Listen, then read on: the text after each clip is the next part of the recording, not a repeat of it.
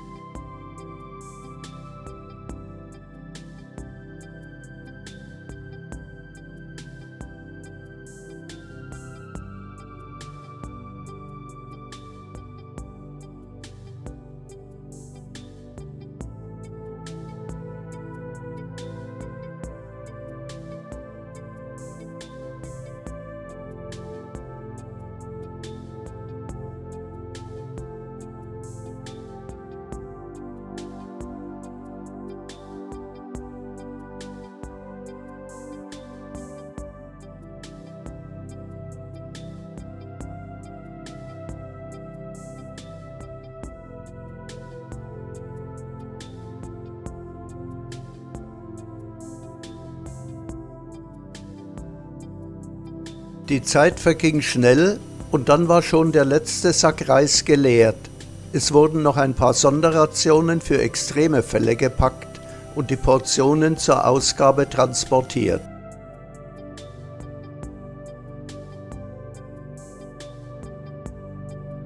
Die Hungrigen warteten wie immer schon lange vorher darauf, dass es bald losginge. Und dann riefen die Bürokraten die Bedürftigen zur Registrierung. Die kannten die Routine und die Ordner hatten relativ wenig Arbeit. Wie gewohnt mit Pass- und Hausregister anmelden, Abholnummer in Empfang nehmen und ab zur Ausgabe, um die Wochenration zu empfangen.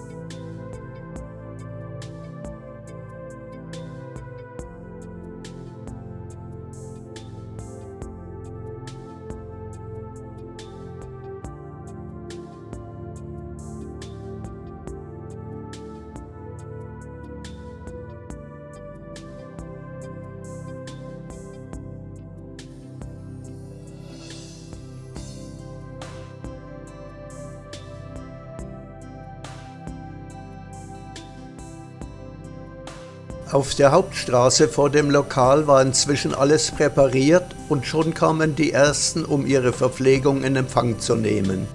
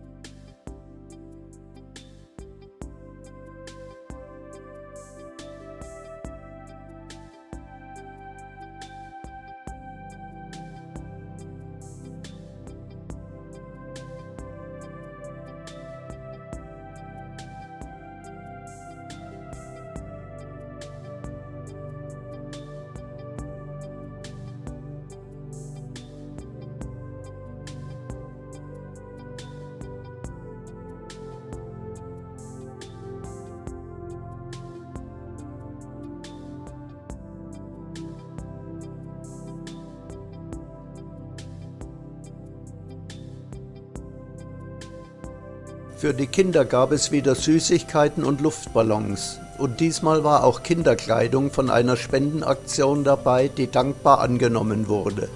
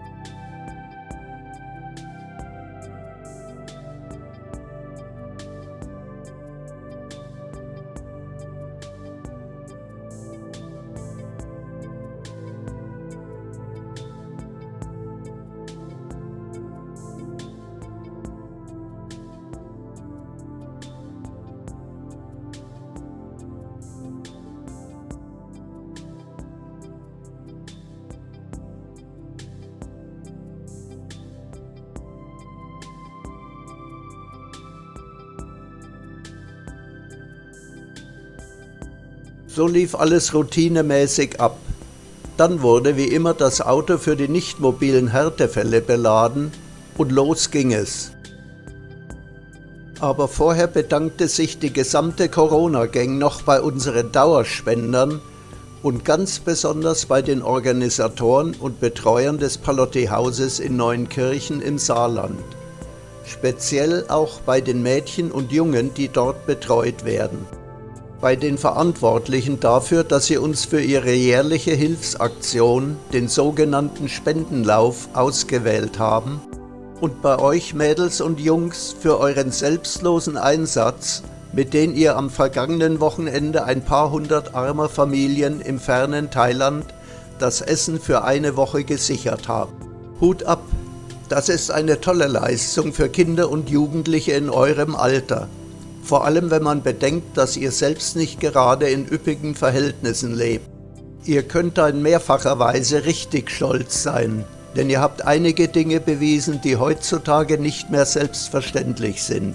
Obwohl ihr nicht gerade zu der privilegierten Klasse gehört, habt ihr viel Mitgefühl für euch völlig fremde Menschen bewiesen. Das kann man leider nicht mehr von jedem erwarten. Ihr habt jeder einen Teil zu dieser großen Leistung beigetragen und damit einen gewaltigen Erfolg erzielt. Die Lehre daraus: Der Einzelne erreicht meist nur wenig, aber gemeinsam erreicht man fast alles, wenn man sich Mühe gibt und Zusammenhalt. Ihr als junge Menschen habt das erkannt und bewiesen, das ist toll. Und es wäre schön, wenn unsere Politiker, Wirtschaftsführer und Finanzexperten das auch endlich mal begreifen würden, anstelle immer nur an den eigenen Vorteil zu denken. In dem Sinne, nochmals ganz lieben Dank, bleibt gesund und haltet zusammen. Eure Corona-Gang. Wegen des Regens ging es dann erst am nächsten Tag ins Nobelviertel, wo man schon sehnsüchtig auf uns wartete. Die allgemeine Fütterung wird wohl nicht mehr so häufig stattfinden, mangels Spenden. Aber für die Härtefälle haben wir bis über das Jahresende hinaus genug Geld, dank Heidi und Ueli, einem großzügigen Schweizer Ehepaar. Das Parkinson-Männchen, das nicht mehr selbstständig laufen kann, war nicht da, wegen eines Arztbesuches, aber der Bär hat seine Ration auf dem Tisch der Terrasse hinterlegt. Die steinalte Dame, deren blinder Mann vor ein paar Monaten gestorben war, ist aus unserer Obhut entlassen. Ein Verwandter, dem es jetzt finanziell besser geht, hat sie zu sich in eine nördliche Provinz geholt. Das ist gut für sie und wir wünschen ihr alles Gute. Die anderen Härtefälle rechnen nach wie vor mit uns, aber das ist für uns Coroneros ja die geringste Übung.